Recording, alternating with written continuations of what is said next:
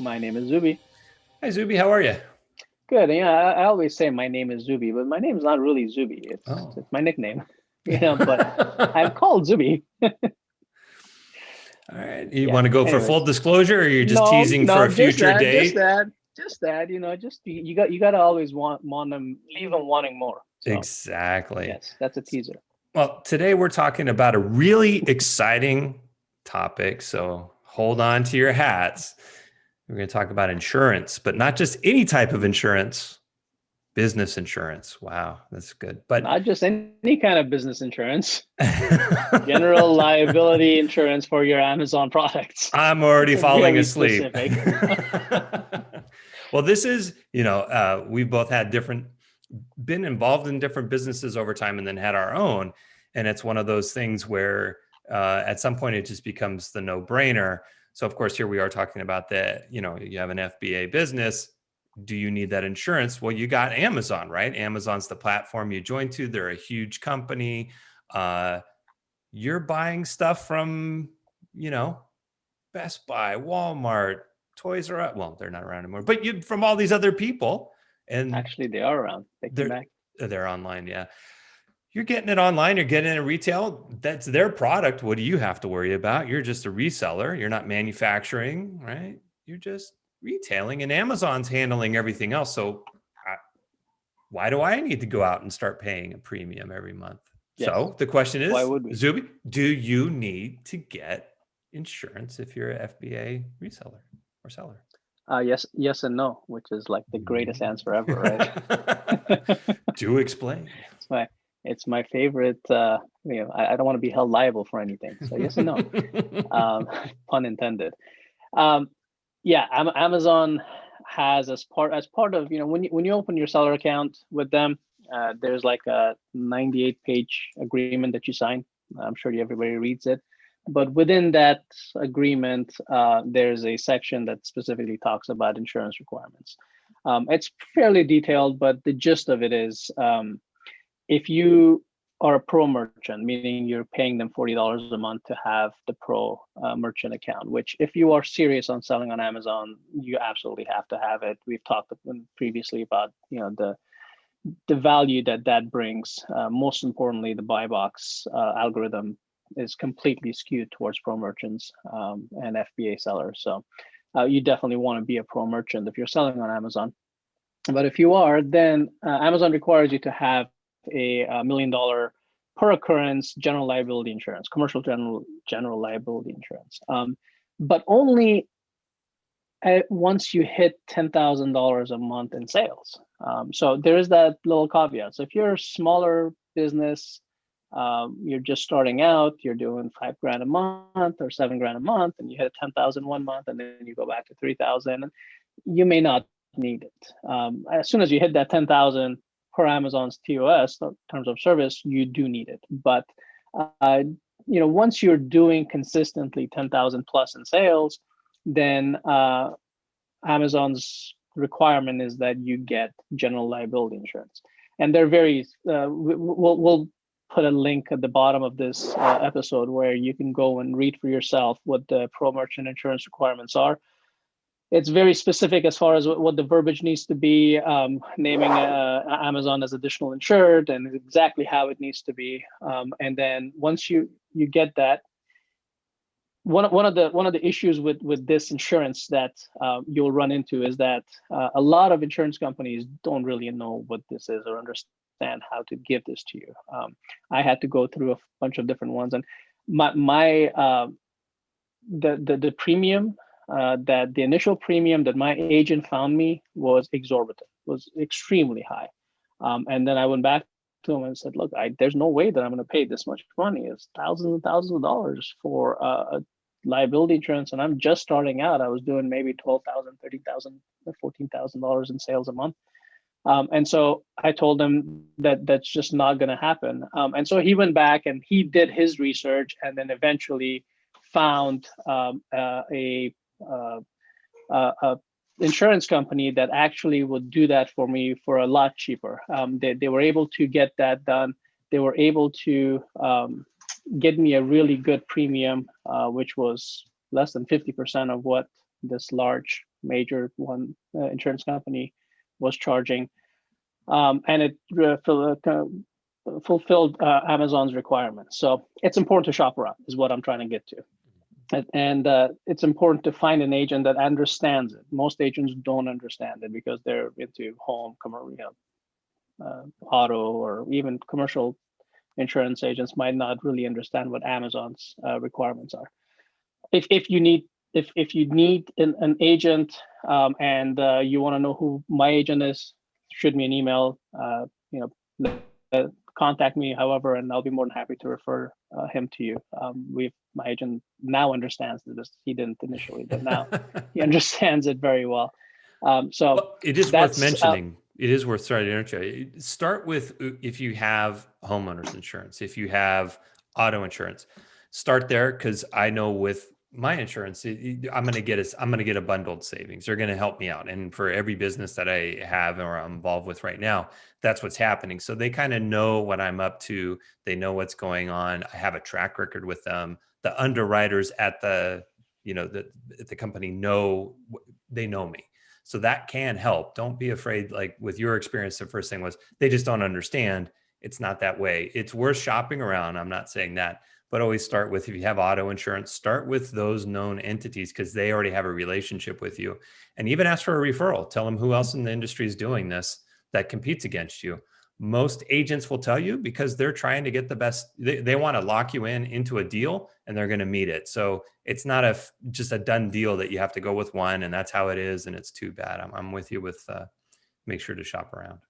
Yeah, it's and something like this, like you said, it's boring. It's completely. It's something that most people don't like. They don't think about, but it's needed. We'll make it a little, I guess fun is not the right word, but I'll give a couple of examples that I've read about. Well, let's stop for 1 second. I mean, let's talk, and I'm assuming people already know what this is, and that's because of just you have the experience, right. I have the experience, but general liability insurance, what are we talking about? And so the way that I think about it is it's the break glass in case of emergency, somebody gets injured, and that could even be you, but typically it's another party, or there's damages related to other parties or even to a piece of property.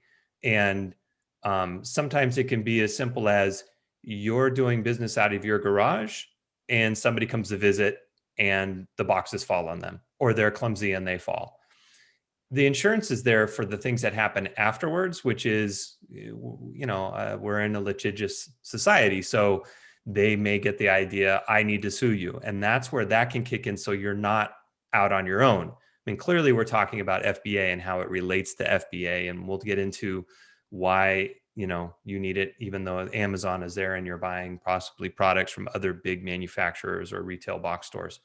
But if you're doing business at all, and this is from me, it's not, and I'm not an attorney, this is something to absolutely have, only because you can't control everything at every single moment, whether the boxes are falling or somebody walks at the wrong place at the wrong time.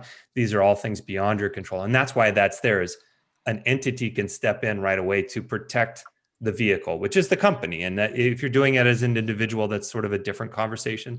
But if you've got an LLC, you incorporated even a DBA, you're going to want some bubble wrap around that vehicle just in case something happens.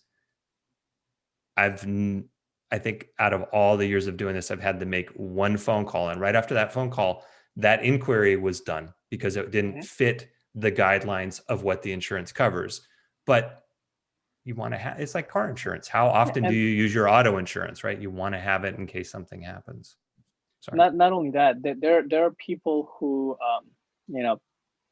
ambulance chasers. There are people who go out of their way to try to find an easy way to get as many pockets as possible. The deeper, the better, to get them to pay them for something. The easiest examples are, you go to Walmart, somebody spills some water and then they slip and fall, and now you have to pay them because they injured themselves because there was a negligence on Walmart's part because there was liquid on the floor. That those people are looking for the lowest hanging fruit. Walmart, they wouldn't, that's a big guy. Walmart has lawyers, a fleet of lawyers that are going to defend them. But as an FBA seller, you and I, we are not nearly as big. Granted, we don't have as much money, but it's a lot easier for a lawyer to scare us. It's a lot easier for us to get a lawsuit paperwork on the mail, FedEx to us, and most people are going to get really, really, scared, really, really nervous, and they're going to try to figure out a way to save their business, save their, if the corporate veil has been pierced in any way, then now your business, if you don't have insurance and you have an LLC, but somehow you use the LLC funds to pay for something for yourself personally, well, a lawyer can go ahead and say, hey, that corporate veil has been pierced. You are personally responsible for everything that the business is responsible for. They can come after your home, they can come after your livelihood, everything. I mean, not to scare you, but I was going to say, but to that point, they don't even have to look. You're talking about the veil being pierced, and that's when it gets in front of a judge. When they're just filing the paperwork, they're going to list every name. And so the example that comes to my mind is at some point we had the solar eclipse that was happening, and it was viewable for a considerable part of the United States. At some point, everybody was racing trying to get some type of sunglasses, whether they were made from plastic or cardboard, to be able to see the solar eclipse. So the hypothetical that was floating out there was, what if you purchased from another party from somewhere? It could be here, anywhere. It doesn't really matter where they were made, but you started selling on Amazon these glasses for X amount of dollars. And all of a sudden there's a large group of people who have eye damage from looking at the solar eclipse using some type of defective set of sunglasses. When the attorneys get together to make that lawsuit, they're just going to start with the top, and they'll name Amazon because they're hoping Amazon's just going to write a check and then they're done. But they're going to run through everybody who sold them. And my point to this was, they're not going to care whether they're going to put every possible name that they can, and then they're going to put it on those parties to remove it. For you to come and say, why did you put me individually? I have an LLC. Okay, great. File the paperwork. Your name's off. Now let's talk about the LLC. Having the insurance sort of, again, back to the bubble wrap, it allows you to hand it over to them and say, this is what's happened. You deal with it until you absolutely need me for whatever, facts, deposition. You become a bigger player. Yeah. You become a bigger player in there. So your defense team becomes bigger, right? So the insurance is a company, you might not be liable for $1 million, but the insurance company could be liable for up to $1 million per occurrence. So now they have a much more sophisticated team defending you, and because they don't want to pay out. So insurance is a necessary evil, I think, in any business and anything you do. If you have employees, workers' comp, especially if you're in California, workers' comp is ridiculously high. But if you don't have it, you can get in trouble. I mean, you're hoping that you never have to use that insurance, but if you do, you need to have it. So, and we're not talking workers' comp, we're talking about the general liability insurance, but any kind of insurance. To ask you a question, so you fulfilled, I think we fulfilled the yes portion, but you also said no. You didn't give us the other side of the coin. See, you didn't pay attention. I said I explained the no initially. Under 10,000 in sales, you don't need it. In the eyes of Amazon. So that's a checkbox for them, right? Yeah, we're talking about Amazon's requirements, right? From a business perspective, you want to have insurance as soon as possible. Yeah. So some of the more specific, like your example of the solar sunglasses is a great hypothetical one. But just a few months ago, I had the opportunity to purchase, hundreds of thousands of face masks for the COVID era, right? And in really thinking about it and digging a little deeper into the issues with it, I decided against going and purchasing, a pallet full or a container full of N95 face masks from China, bring it here, private label it myself or put my brand on it and start selling it, because if it's fake, if there's no way for me to know, right? There's no way for me to know if it's going to, group of people get sick and I can become part of that. It wasn't worth it. Right now, it's on topic. So right now, I'll mention a story that you and I have talked about before. There is a case, the first ever, where Amazon lost the case, where a lady, Pennsylvania, I believe it was, purchased a dog leash from a third-party seller on Amazon, and the leash snapped while she was out walking. It snapped back, hit her in the eye, and she lost an eye. She sued, and she sued Amazon. Up until now, anytime Amazon has been sued for a defective product that a third-party seller has sold, Amazon's defense has been, hey, look, we're not the seller, we're a marketplace. We shouldn't be liable. The seller's liable for it. We have no way of controlling the authenticity of a product, and if it's defective, it's the seller's responsibility. We didn't sell it. For the first time ever this year, it was earlier this year, where a judge said, nope, sorry, Amazon, you are responsible. You are responsible for any hazardous, defective product that's sold on your platform, because you're controlling the whole customer experience, from which customer gets matched with which seller is all based on the algorithms on your website. So you are responsible for it. Amazon's going to fight this all the way to the Supreme Court, and I'm positive of that. If they lose, it's going to change the entire landscape of how Amazon's going to require insurance from its sellers. Right now, you can be selling for 5 years, not know about the insurance requirements, not have insurance, and you probably wouldn't be contacted by Amazon. It's not at the top of their priority list. But if they lose that, that's going to become a #1 priority, because now they're going to be liable for a lot, and people are going to sue them left and right. So, there are instances where people have died. Somebody's Christmas lights that they purchased from Amazon catches a house on fire. They die in that fire. Amazon was not held liable for it. Somebody buys a ladder, they fall off the ladder because the ladder was defective.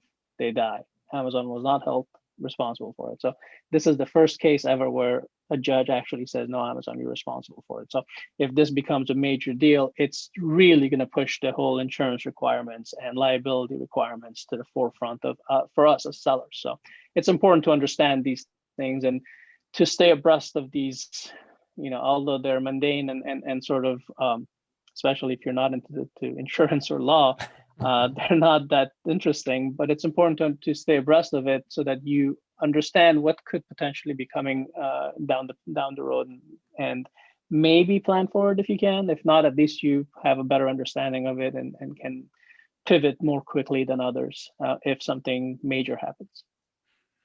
Nice. Any other ground shaking, exciting points for our when you do get your insurance, there's nowhere on your Seller Central account where you can log in and then submit the insurance. So you can either mail the certificate directly to Amazon, or more easily, you can email it to them. And the email address that you would send that to is COI, which stands for Certificate of Insurance, COI@amazon.com. So when you decide you need insurance, you get your insurance, that cert. Usually your agent should be sending it directly to Amazon. You can send them their address and they'll send it, but it never hurts for you to email them a copy of that insurance as well, just to make sure that you have a paper trail that shows that I have submitted this insurance and there's no issues in the future. Perfect.